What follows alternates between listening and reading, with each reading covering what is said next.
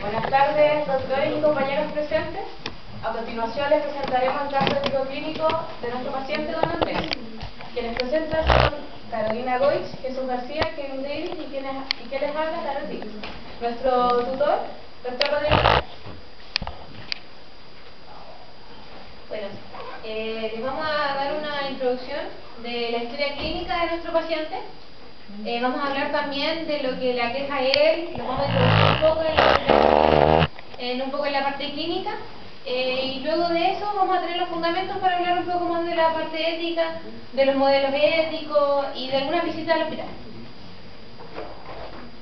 Bueno, dentro de la historia clínica tenemos a nuestro paciente que tiene como antecedentes trae que se le había extirpado un adenocarcinoma en el colon sigmoides. La familia no estaba enterada del diagnóstico anterior de nuestro paciente, por lo cual le informa al médico tratante que se le había extirpado un tumor benigno. En los síntomas previos a la consulta que presenta, hace 3 meses presenta adinamia, inapetencia y dolor abdominal. Hace un mes presenta molestias urinarias con poliquiuria y disuria. La poliquiuria es el aumento de la frecuencia de la micción, que no necesariamente va relacionado con el aumento del volumen de esta. Y la disuria, un dolor al orinar. Presenta disminución de peso de 6 kilogramos, vómitos y dificultad en expulsión de gases y deposiciones delgadas y escasas. Por aquí vemos los exámenes físicos que se le hicieron a nuestro paciente. Peso 46 grados, mide 1,65 m, lo que quiere decir que es un paciente que está en un estado nutricional muy bajo, es decir, está enflaquecido, está normotenso y afebril. Lo que podríamos tener como conclusión también es que está consciente. El examen abdominal, el hígado se palpa aumentado de tamaño y irregular, masa densa en hipogastria. Luego tenemos una imagen que vamos a explicar, líquido hidroaéreo aumentado, vasoquia en la fosa y a la derecha. Y la ecotomografía abdominal confirma esta masa que está a nivel de la pelvis con desplazo vesical hacia anterior, es decir, que la vejiga está desplazada hacia anterior, y con el hígado con zona isodensa sugerentes de metástasis. Acá tenemos una imagen más o menos para explicar la masa que tiene. Acá podemos ver que obstruye un poco el recto, por lo que podríamos explicar las disposiciones delgadas y la dificultad para la expulsión de gases. También vemos que esta masa inclinaría a la vejiga hacia anterior. Vemos que como está inclinada hacia el lado izquierdo, también obstruye el uréter izquierdo, lo que explica también las molestias a la orina.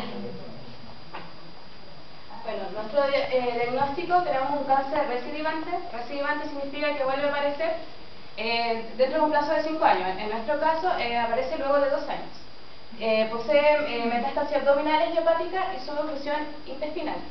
Y dentro, como diagnóstico, tenemos un cáncer colorectal, y dentro de su clasificación es del tipo 4. ¿Por qué el tipo 4? Porque presenta metástasis hacia el hígado. Y el tratamiento, quimioterapias y radioterapia son inútiles en este caso. Bueno, aquí tenemos la situación actual de nuestro paciente. Vemos que tiene mucha obstrucción, tiene dificultades, por lo que podemos determinar que es un problema que tiene que solucionarse luego, ya que si no este paciente puede tener muchas otras complicaciones. Bueno, el problema que tenemos acá es que la familia solicita al doctor que no le digan al paciente que tiene cáncer, que no le digan lo que tiene. Y aparte, ellos no quieren que se le haga la cirugía descompresiva, sino que solo piden que se trate con morfina y con hidratante. ¿Qué es lo que tiene este paciente? Este paciente tiene un cáncer colorectal, lo que es un tumor que comienza generalmente con un pólipo. Los pólipos se generan y a mayores cantidades mayor la probabilidad de tener un cáncer, y estos son benignos. Bueno, dentro de los factores de riesgo encontramos una edad mayor a los 50 años, haber tenido pólipos colorectales, como decía mi compañera, que después puede pasar a un cáncer, alteraciones genéticas, porque como sabemos la herencia siempre es un factor determinante dentro de todas las enfermedades, antecedentes personales de cáncer, que como nuestro paciente había tenido una adenocarcinoma anterior, colitis ulcerosa, que es inflamación de las paredes del intestino, una dieta rica en lípidos y pobre en fibras, y estilos de vida como fumar cigarrillos. Bueno, dentro de los síntomas del cáncer colorectal encontramos sangrado rectal o sangre mezclada con las heces, molestia abdominal, pérdida de peso inexplicable, debilidad o fatiga, diarrea o estreñimiento, deposiciones más delgadas y sensación de vaciamiento incompleto del intestino. En nuestro caso, don Andrés presenta molestia abdominal, pérdida de peso inexplicada y deposiciones más delgadas. Bueno, acá tenemos más o menos explicar un poco los estadios del cáncer colorectal. Lo más importante acá vamos viendo que cada vez va metiéndose más en las paredes del colon. También lo más importante de esto, para no entrar tanto en los estadios, es que desde el 0 hacia el 3 esto es resecable, se puede extirpar. Pero ya cuando tenemos un estadio 4 en el que hay metástasis a otros órganos, el paciente ya no está tan capaz para una cirugía.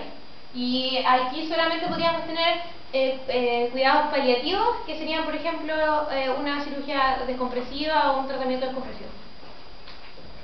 Bueno, dentro de los posibles tratamientos, como decía el compañero, está la resección del colon dentro de estadios de 1 a 3, una radioterapia, que es aplicar rayos de alta energía para destruir las células cancerígenas.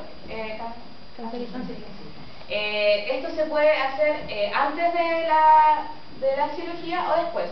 Antes, para reducir el tamaño y sea más fácil de extirpar, o después en caso de que hayan quedado células cancerígenas. La quimioterapia es administrar fármacos para lo mismo, para destruir las células cancerígenas, y se realiza después de la cirugía. Y la inmunoterapia es para estimular o restablecer la propia defensa del organismo para estos casos. Bueno, aquí tenemos a don Andrés, está en un estadio 4, lo que también se podría decir como una enfermedad terminal. Y nuestro tratamiento recomendado es que se le haga esta cirugía descompresiva, tratamiento descompresivo, ya que o si no, puede tener otras complicaciones. Como por ejemplo una obstrucción mayor, lo que le puede también traer infecciones, porque se acumulan las heces. Si es que se tapa completamente, se acumulan las heces y puede haber mayores molestias, puede haber una hemorragia. Y dentro de las complicaciones normales, que son como por ejemplo la reaparición del cáncer de colon. En cuanto a los cuidados paliativos, tenemos que saber que no son una cura para el cáncer, sino que su principal fin es mejorar la calidad de vida del paciente. Dentro de las variables que se analizan en los cuidados paliativos podríamos definir que son 3. Principalmente es manejar el tratamiento de los síntomas y los efectos secundarios que tiene el cáncer. Esto se trata principalmente con medicamentos, fisioterapia o rehabilitación. También las enfermedades, como el cáncer, generan necesidades prácticas del paciente, como lo son los problemas financieros del tratamiento. Y por último, esta enfermedad también puede ocasionar trastornos psicológicos o emocionales fuertes, como lo son una depresión o ansiedad. O sea, es necesario definir que los cuidados paliativos no son solamente en la sintomatología del paciente, sino que también son las necesidades prácticas y emocionales. Por último, lo que hay que saber en cuanto a los cuidados paliativos es que cuándo y dónde se aplican. Cuándo es lo antes posible, porque muchas personas confunden los cuidados paliativos con los cuidados del enfermo terminal. Y no necesariamente es así, puesto que los cuidados paliativos se pueden aplicar a cualquier fase de una enfermedad. Por último, ¿dónde se aplican? Son en centros de salud, como un hospital, un centro médico o centro oncológico. Buenas tardes, desde este momento de nuestra presentación vamos a comenzar con la parte ética. Para comenzar, lo primero que haremos es definir una serie de conceptos que están totalmente ligados a nuestro caso clínico. La ética es una rama de la filosofía que se encarga del estudio minucioso del acto humano en las ciencias de la vida y la salud a la luz de los principios y valores morales. Lo moral es lo que se encarga de ver la conducta humana dentro de lo que es la sociedad. La deontología médica es el conjunto de principios y reglas éticas que se deben guiar e inspirar la conducta del profesional médico, cualquier carrera ligada principalmente con lo que sería la medicina y la salud. Bueno, la regulación ética del ejercicio médico. Diversos consensos y declaraciones, como sería el juramento hipocrático, la declaración de Helsinki luego de la Segunda Guerra Mundial, el Código Internacional de la Ética Médica, la Declaración Universal de los Derechos Humanos o el informe de Belmont, que es el que está más principalmente ligado con el principalismo. ¿Qué es el principalismo? Es una corriente que está principalmente propuesta por dos filósofos que serían Childress y Bouchet, y que derivan a 4 términos principales o principios. El principio de la autonomía, que es el que está más ligado a nuestro caso. El principio de la autonomía lo que busca es que el paciente pueda decidir por sí mismo los tratamientos o decisiones que quiere tomar. Esto siempre y cuando el paciente tenga las condiciones necesarias para poder tomar su propia decisión. Esto quiere decir que, por ejemplo, una persona con síndrome de Down, por ejemplo, que no tenga las condiciones necesarias para poder tomar una decisión, en este caso legalmente se recurre a un familiar o a otra persona que pueda tomar las decisiones por él. Otro principio es el principio de la beneficencia y de la no beneficencia. El principio de la beneficencia lo que busca es no generarle los mayores tratamientos positivos al paciente. Y el de no beneficencia lo que busca es que no se genere un daño en el paciente, ya sea por omisión de algún tratamiento o por un daño que sea totalmente realizado con, ¿cómo llamarlo? Realizado pensando en realizar ese daño. Y por último, el principio de la justicia, que se lo podría explicar con un ejemplo para que les quede más claro, que es, por ejemplo, en un hospital, cuando llegan diferentes personas con diferentes enfermedades, lo que se hace es tomar a las personas que estén más graves y esas son las que se van a atender primero. Cabe destacar que los principios de beneficencia y no beneficencia son los principios que están más ligados a la ética médica.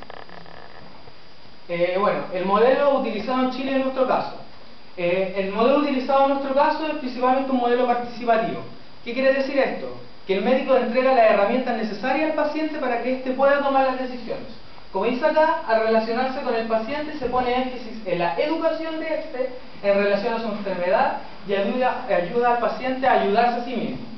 Y el paciente es el que toma la conciencia y se instruye en todo lo relacionado a su enfermedad. O sea, él es el que va a tomar su decisión, en contraposición con otro modelo que es el modelo paternalista, que se utiliza principalmente en países europeos, en que el médico es el que toma las decisiones y no el paciente. O sea, existe una responsabilidad compartida en la toma de decisiones. Bueno, los principales problemas éticos que se dieron en nuestro caso surgen a partir de la familia, que ellos deciden no darle la información al paciente debido a que piensan que principalmente saber que él posee un cáncer va a caer en un estado depresivo. Por otra parte, los familiares rechazan los tratamientos paliativos, que son básicamente la cirugía descompresiva y el uso de morfina o hidratación parenteral. Bueno, sin embargo, nuestro paciente se cataloga como una persona competente, es decir, que es capaz de tomar sus propias decisiones. ¿Por qué? Porque es un paciente que posee 62 años, o sea, está en una etapa de la vida en que él puede hacerse cargo de sí mismo y de sus decisiones. También es un paciente catalogado como lúcido debido a todos los síntomas que él presenta y consciente. El principal principio transgredido en nuestro caso es el principio de autonomía, debido a que, como dije, es un paciente competente que es capaz de tomar sus propias decisiones. En este caso, él sería capaz de tomar la decisión de seguir o no tratamientos paliativos y de realizarse o no la cirugía descompresiva sin la necesidad de que los familiares decidan por él. Bueno, en una de las sesiones de nuestro grupo, nosotros decidimos ir de visita al hospital de Coquimbo para aclarar de mejor manera el tema y todos los dilemas éticos que se plantean en nuestro caso. Es por eso que visitamos a la doctora Marcela Maureira, quien trabaja en el comité de ética del hospital de Coquimbo, y lo primero que nos dejó en claro que la relación principal del caso debería ser entre el equipo sanitario y el paciente. Esa es la principal relación que hay que respetar. También nos dijo que el paciente decide si quiere información o no, es decir, si el paciente quiere saber su diagnóstico, se lo entrega. También si él quiere hacerse cuidados paliativos, que son derechos del paciente, pero él lo puede negar, también se le entrega. Y también, por último, el paciente puede elegir un subrogante, es decir, una persona que lo represente y tome sus propias decisiones. Se consideran como pacientes no competentes los niños, en donde los padres tienen que hacerse cargo de tomar las decisiones de tratamiento, o adultos con patologías que afecten el estado de conciencia, como puede ser un coma o una sepsis severa. En casos donde los tratamientos no sea claro, por ejemplo, en los testigos de Jehová, que se niega la transfusión de sangre, los médicos pueden pedir un recurso de protección para así respetar y ser congruente con el principio de beneficencia. Y por último, en una situación impracticable donde la decisión sea difusa, los médicos pueden convocar un comité de ética en donde se puede aclarar la situación, que no es determinante, pero sí puede ser constructiva y puede darle al médico mejores herramientas éticas para afrontar el caso y así definir de mejor manera un tratamiento óptimo para el paciente. Bueno, a modo de conclusión, en nuestro caso se transgredió el principio de la autonomía. Esto quiere decir que, como vimos, nuestro paciente tenía las condiciones necesarias para poder él mismo decidir el tratamiento que él quiere seguir. Cabe destacar de que en el caso del principio de autonomía también hay que ver varios aspectos, porque hay casos donde la persona se puede ver competente, pero no está del todo competente. Un ejemplo claro es, por ejemplo, las personas ancianas, de que a veces uno las ve y se ven competentes, pero uno le pregunta en qué año están y piensa que están en 1800, entonces también es un aspecto que cabe recalcar. Bueno, nuestro paciente en ese caso tiene derecho a recibir la información respecto a su enfermedad. Está totalmente claro que él debe saber lo que tiene y él debe decidir lo que quiere hacer, ya sea algo que en verdad lo afecte o que sea positivo para él. En ningún caso se puede pasar a llevar el principio de autonomía, con excepción de una persona incompetente, como decíamos, en que debe haber algún familiar que pueda tomar decisiones por él. Y en Chile utilizamos un modelo participativo, que esto lo que quería decir era de que el paciente le va a dar todas las herramientas, el doctor le va a dar todas las herramientas al paciente para que éste pueda decidir en torno a la solución que quiere tomar frente a su propio caso. Cabe agregar que la única manera en que de repente los doctores acuden a las familias es para entregar de mejor manera la información. Pero de ninguna manera el doctor acude a la familia para que la familia pueda decidir por él o decirle doctor no le cuente y el doctor no hacerlo. Bueno, para finalizar nuestra presentación, nos gustaría agradecer a nuestro tutor, el doctor Rodrigo Lara, por todo su apoyo durante nuestro trabajo en conjunto. Muchas gracias, esta ha sido nuestra presentación.